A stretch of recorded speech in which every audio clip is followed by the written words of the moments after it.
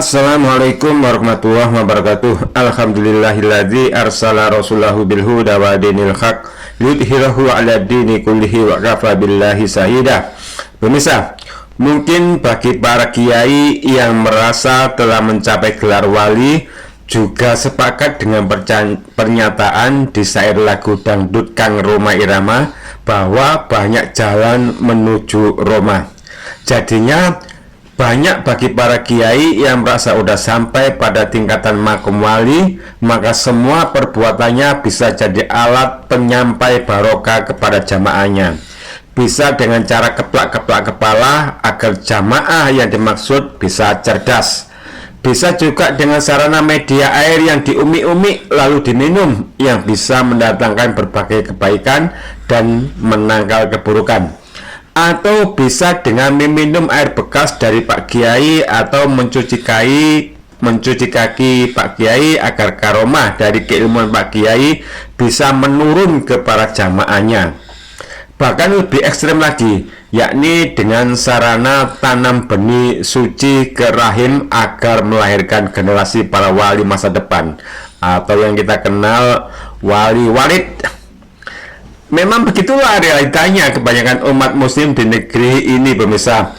Banyak kaum muslimin saat ini ketika menghadapi kesulitan dalam hidupnya, mereka malah mencari berkah dari para kiai. Mereka menyamakan atau menghiaskan hal ini dengan Nabi Shallallahu Alaihi Wasallam, karena Nabi Shallallahu Alaihi Wasallam boleh diambil rambut atau keringatnya sebagai suatu keberkahan. Maka menurut mereka para kiai juga pantas untuk dimintai berkahnya, baik dari ludahnya atau rambutnya. Bahkan ada pula yang mengambil kotoran kiai untuk mendapatkan berkah, sebagaimana yang dilakukan oleh para orang-orang sufi. Ini sungguh lucu dan aneh. Tidakkah mereka tahu bahwa mencari berkah secara zat seperti ini tidak diperbolehkan untuk selain para nabi? Khias atau menyamakan hukum yang mereka lakukan adalah khias yang keliru dan jelas-jelas berbeda.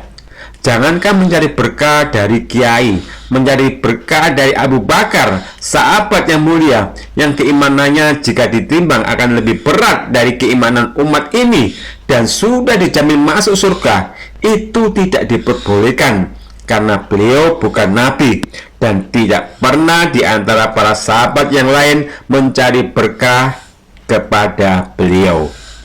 Tidak pernah Umar bin Khattab minta berkah bekas air minumnya Abu Bakar. Tidak pernah Utsman bin Affan minta berkah bekas air minumnya Umar bin Khattab. Dan tidak pernah Ali bin Abi Thalib minta berkah bekas air minum Utsman bin Affan.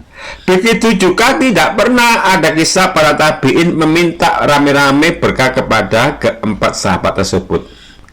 Nah, kalau pada mereka-mereka yang telah dijamin surga dan merupakan generasi terbaik tersebut tidak menauladankan saling rebutan barokah bekas air minum antar mereka, lalu kenapa dengan para kiai yang tingkat ilmu dan keimanannya sangat jauh di bawah mereka dan tidak dijamin masuk surga, malah membuat tradisi yang hanya melahirkan sifat gulu dan taklid?